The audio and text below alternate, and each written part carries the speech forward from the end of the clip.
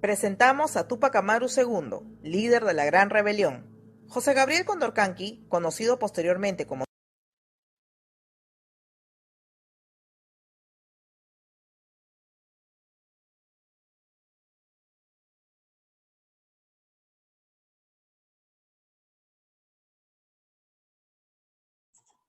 Hola chicos, ¿qué tal? Como pudimos observar, ¿no? En el video nos hablan de los héroes de nuestra patria, de nuestros libertadores, ¿no? En este video vamos a hablar de los precursores y próceres de nuestra patria, pero vamos a empezar con una pequeña explicación. En el Perú, durante la época del virreinato, ¿no? Durante la gobernación de los españoles, muchos se habían opuesto, muchos criollos, muchos indígenas se habían opuesto a la dominación de los españoles. Primero los criollos, primero los indígenas, luego los criollos, descendientes de los españoles, que fueron los que empezaron a luchar por ser libres.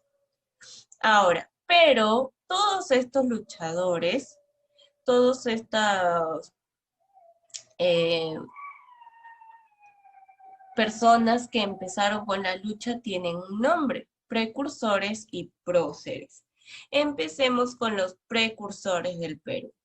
Se define como precursor a la persona que profesa o enseña doctrinas. ¿Qué quiere decir? Que se adelanta a o prepara o dice antes de tiempo un acontecimiento o, o hechos en base a sus ideales o pensamientos.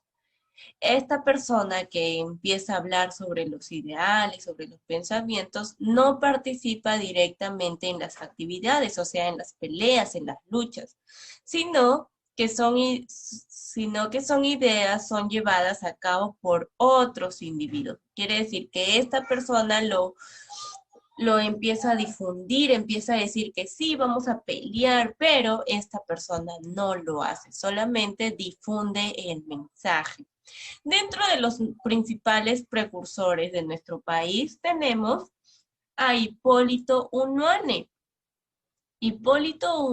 Unanue fue médico, naturalista, meteorólogo, político, precursor peruano de la independencia, reformador de la medicina y fundador de una escuela médica muy relevante en la época conocida como San Fernando. ¿No? Él fue un precursor, Hipólito Unanue, precursor de la independencia y fundó una escuela médica. Luego tenemos a Toribio Rodríguez de Mendoza. Es considerado habitualmente un precursor ideológico de la independencia del Perú. ¿Por qué? Porque empezó a impartir sus ideales, empezó a decir todo lo que él pensaba de las cosas que hacían los españoles, ¿no? El desarrollo de sus ideas contribuirían con la independencia.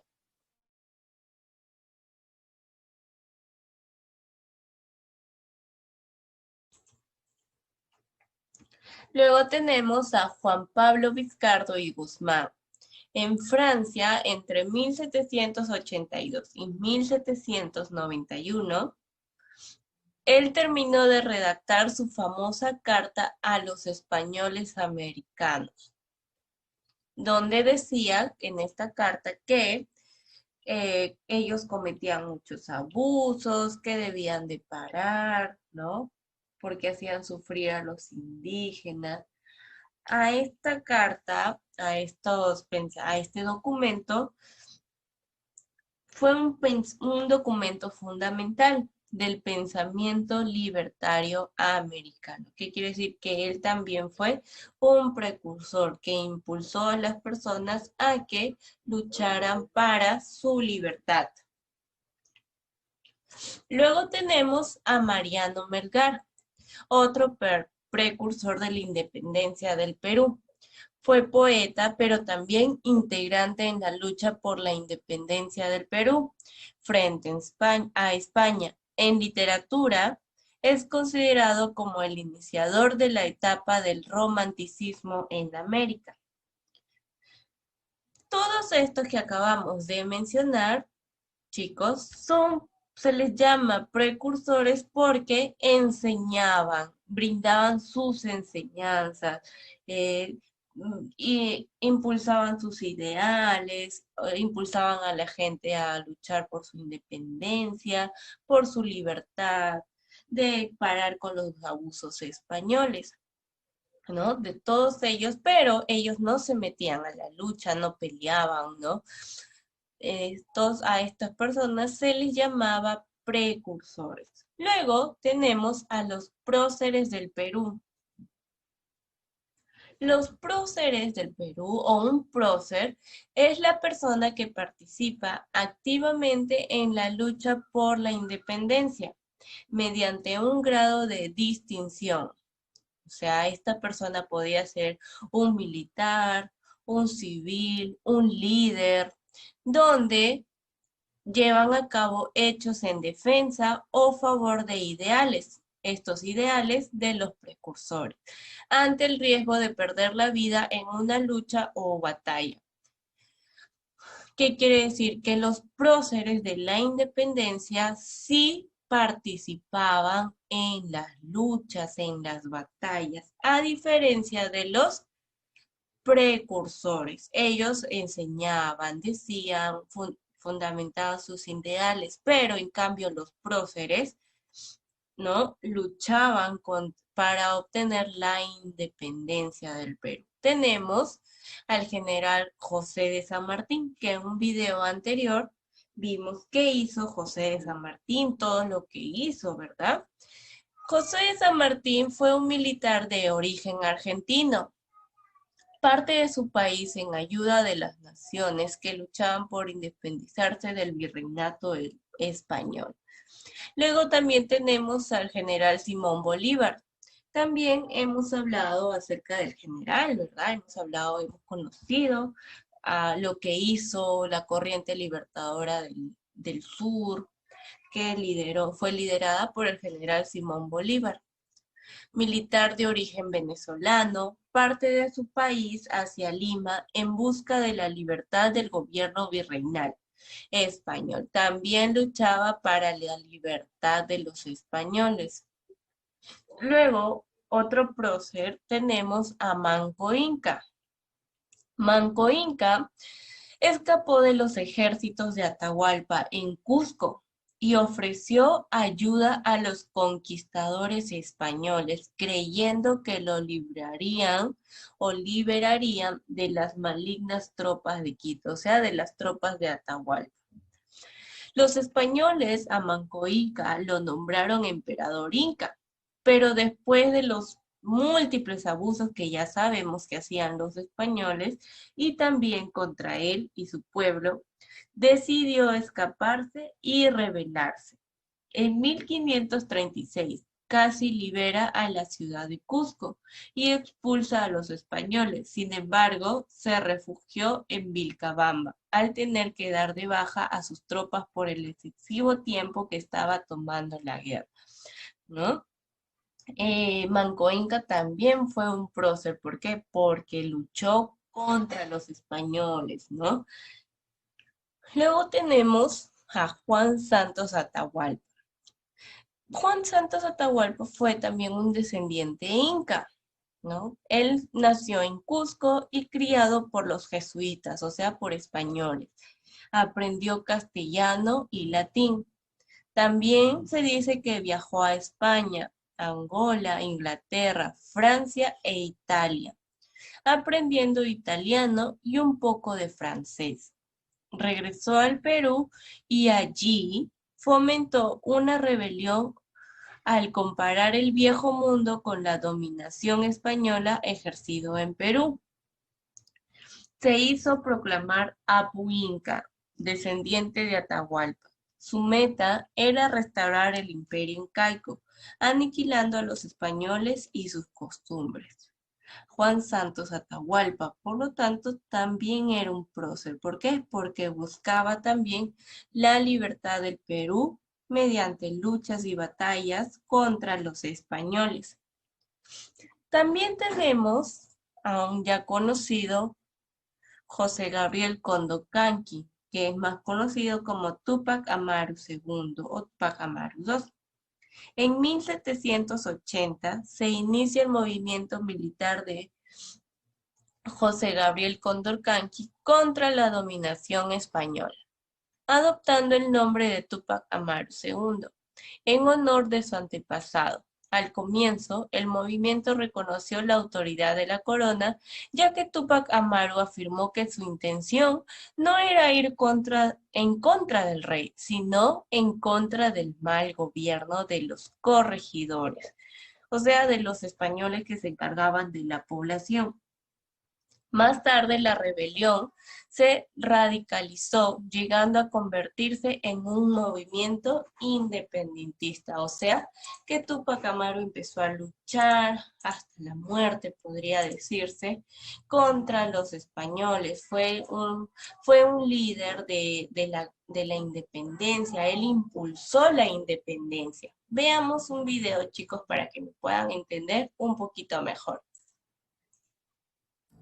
Presentamos a Túpac Amaru II, líder de la Gran Rebelión. José Gabriel Condorcanqui, conocido posteriormente como Túpac Amaru II, nació el 19 de marzo de 1738, hijo del cacique Miguel Condorcanqui y de Rosa Noguera, heredando de su madre el linaje del último inca de la resistencia de Vilcabamba, Túpac Amaru I. Por su condición de hijo de cacique, realizó sus estudios con los jesuitas en el Colegio San Francisco de Borja o Colegio de Caciques de Cusco, llegando a dominar el quechua, castellano y latín. El 25 de mayo de 1758 contrae nupcias con Micaela Bastidas Puyucagua, con quien llegaría a tener 3 hijos, Hipólito, Mariano y Fernando. Posteriormente, con la muerte de su padre, heredaría el cargo de cacique de Tungazuca, Surimaná y Pampamarca, ostentando además el título de marqués de Oropesa. Convertido en un rico comerciante, cubrió las rutas desde Río de la Plata hasta Callao, pasando por Potosí, Puno y Cusco. Es durante el desarrollo de estas actividades que empezó a sufrir la presión de las autoridades españolas, quienes lo sometieron al pago de prebendas y el alzamiento de los tributos de aduana y alcabala. También conoció y entendió la explotación y abuso al que estaba siendo sometido el pueblo indígena, mediante la mita minera, que desencadenó una gran mortandad para quienes eran obligados a trabajar en las minas. La mita obrajera, que encerraba a las mujeres y niños en las fábricas de tejidos en extenuantes jornadas de trabajo, los repartimientos mercantiles, convertidos en una práctica de enriquecimiento para los corregidores que obligaban al pueblo a comprar mercaderías innecesarias a precios injustamente altos, y la implementación del sistema de castas, donde la raza blanca era considerada superior a todos los demás mestizajes. Teniendo como función mediar entre el corregidor y los indígenas de su cacicazgo, en 1776 decide presentar un reclamo ante el visitador José Antonio de Areche, quien había llegado al Perú para aplicar las nuevas medidas establecidas por la corona española, bajo el reinado de Carlos III, conocidas como las reformas borbónicas. Sin embargo, en la reunión que tuvieron ambos en la ciudad de Lima, Areche haría caso omiso a las denuncias de abuso y explotación presentadas por el cacique, lo que motivó el inicio de la Gran Rebelión de 1780. José Gabriel Condorcanqui inicia la rebelión contra la dominación española bajo el nombre de Túpac Amaru II, autodeclarándose inca. Si bien al comienzo seguía reconociendo la autoridad de la corona española, afirmando que su movimiento iba en contra del mal gobierno de los corregidores, luego la rebelión llegaría a convertirse en un movimiento independentista. Su esposa, Micaela Bastidas, y diversos familiares tuvieron una participación directa en el levantamiento, acompañando a Túpac Amaru incluso en el funesto desenlace. El 4 de noviembre de 1780, Túpac Amaru captura al corregidor de Tinta, Antonio de Arriaga, odiado por sus excesos y abusos contra la población, siendo ejecutado públicamente en Tungazuca a manos del esclavo Antonio Oblitas. Este hecho fue el punto de partida de la rebelión, puesto que su conocimiento consiguió que muchos indios y mestizos se unieran al levantamiento. Luego de esta ejecución, Túpac Amaru avanzó hacia Quiquijana y Pomacanchis, destruyendo obrajes, suprimiendo mitas y repartimientos, dejando sin efecto tributos y alcabalas y anulando la esclavitud a los negros esclavos. Todos estos actos fueron conocidos en Cusco, por lo que el corregidor Inclán Valdés organiza de la mano de españoles y criollos ricos, y además del obispo del Cusco, Moscoso y Peralta, un ejército de 1.500 hombres, junto a cientos de indios, zambos y mulatos, para enfrentarse a las fuerzas rebeldes. El 18 de noviembre se produce la batalla de Sangarará, donde Túpac Amaru vence al ejército español al mando de Tiburcio Landa. Pese a ello, Túpac Amaru no dio el golpe final al Cusco, sino que regresó a Tungazuca y desde ahí intentó negociar la rendición de la ciudad. Entretanto, marchó al sur para levantar a los pueblos del Bajo y Alto Perú y parte del virreinato del Río de la Plata. Luego de 46 días recorriendo el sur, en enero de 1781, recién inicia su ataque al Cusco. Sin embargo, la ciudad se encontraba fuertemente resguardada por tropas enviadas desde Lima por el virrey Agustín de Jáuregui, siendo Túpac Amaru y los rebeldes derrotados por las fuerzas españolas y sus aliados, entre ellos los caciques Pumacahua, Choquehuanca y Zaraguaura. Túpac Amaru se retira de la ciudad de Tinta, perseguido por casi 17.000 hombres del ejército español. El 6 de abril de 1781 se enfrentaría nuevamente a los hispanos en la batalla de Checacupe. Sin embargo, esta vez la suerte le fue adversa, debiendo retirarse hacia la ciudad de Combapata, donde fue traicionado por el criollo Francisco Santa Cruz, quien lo entregaría a él y a su familia a las tropas realistas, quienes los llevaron hasta la ciudad de Cusco. Los días siguientes a su captura, Túpac Amaru y su familia fueron sometidos a todo tipo de crueles torturas, con el objetivo de averiguar los nombres de sus cómplices y territorios insurrectos. Pero todo fue inútil, ya que con las fuerzas que le quedaban, trató de enviar mensajes con su propia sangre a sus compañeros de rebelión, dando como única respuesta al visitador José Antonio de Areche: nosotros somos los únicos conspiradores, vuestra merced por haber agobiado al país con exacciones insoportables, y yo por haber querido librar al pueblo de semejante tiranía. El 15 de mayo de 1780, el visitador expide la sentencia contra Túpac Amaru, condenándolo a la pena de muerte por desmembramiento por caballos, sentenciando también a la pena de muerte a su esposa Micaela Bastidas y a su hijo Hipólito. La ejecución de dichas sentencias se llevaron a cabo 4 días después de su expedición, siendo de las más crueles y brutales llevadas a cabo durante la colonia. Micaela Bastidas fue condenada a morir por el garrote. Sin embargo, al ser su cuello muy delgado, no pudo concretarse la muerte por asfixia, por lo que sus verdugos la patearon en el vientre hasta la muerte, no sin antes haberle cortado la lengua para evitar escuchar sus gritos. Túpac Amaru, a quien también le seccionaron la lengua, tuvo que observar la horrible muerte de su esposa y el ahorcamiento de su hijo Hipólito, para luego ser atado por sus extremidades a gruesas cuerdas que tirarían 4 caballos para lograr su descuartizamiento. Sin embargo, los animales no lograron desmembrar a la solemne víctima, por lo que después de un tiempo de terrible sufrimiento, el visitador Areche ordenaría que le corten la cabeza y lo descuarticen usando un hacha. Todo ello fue observado por su otro hijo, Mariano. Cumplida la sentencia, se envió cada parte de su cuerpo a un pueblo de las zonas rebeldes. Su cabeza fue enviada al pueblo de Tinta, un brazo a Tungazuca, el otro a la provincia de Carabaya, una pierna al pueblo de Libitaca, en Chumbivilcas, y la otra al pueblo de Santa Rosa, en Lampa. Todo esto con ánimo de escarmiento y de atemorizar a los pueblos que quisieran unirse a la rebelión. Los hijos sobrevivientes de Túpac Amaru, Mariano de 22 años y Fernando de 12, con cerca de casi 80 familiares, fueron expulsados del Virreinato del Perú, teniendo que caminar desde el Cusco hacia Lima en una verdadera caminata de la muerte, atravesando punas y cordilleras heladas, sufriendo la inclemencia del clima y de los hombres, para finalmente, los que lograron sobrevivir, ser encerrados en la fortaleza del Real Felipe y luego ser embarcados con destino a las cárceles de África y España. De todos los deportados, solo logró sobrevivir un medio hermano de Túpac Amaru, Juan Bautista, quien regresó a América después de 40 años de presidio, logrando escribir sus memorias llamadas 40 años de cautiverio, donde relataría la crueldad y ensañamiento sufrida por su familia a manos de sus captores españoles. La muerte de Túpac Amaru marcó el fin de un ciclo de levantamientos indígenas anticoloniales y el inicio del sueño independentista en América. Tanto sus actos como su sufrimiento movilizaron a hombres e ideas a lo largo del continente americano, no logrando silenciar su memoria a pesar de su muerte. Alejandro Romualdo, destacado poeta peruano, representó la muerte y trascendencia de Túpac Amaru II de la siguiente manera: le sacarán los sueños y los ojos, querrán descuartizarlo grito a grito, lo escupirán y a golpes de matanza lo clavarán y no podrán matarlo. Querrán volarlo y no podrán volarlo, querrán romperlo y no podrán romperlo, querrán matarlo y no podrán matarlo. Al tercer día de los sufrimientos, cuando se crea todo consumado, gritando libertad sobre la tierra, ha de volver y no podrán matarlo. No te olvides de compartir nuestra historia.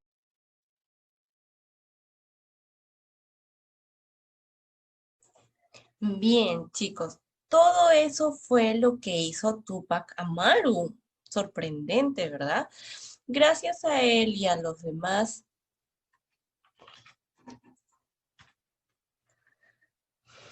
próceres, y a los demás próceres, San Martín, Bolívar, Manco Inca, Juan Santos Atahualpa, se logra la libertad. También tenemos a Francisco de Sela. Francisco de Sela es conocido por dar el primer grito libertario del Perú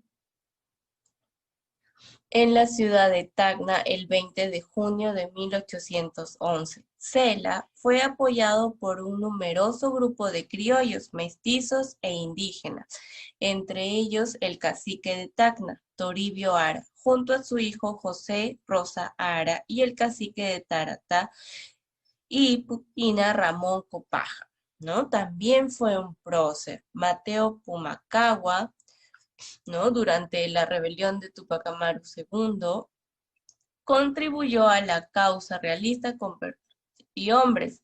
Paralelamente ganó prestigio entre la nobleza inca, siendo elegido alférez real de los indios nobles del Cusco. También apoyó la causa de Tupac Amaru.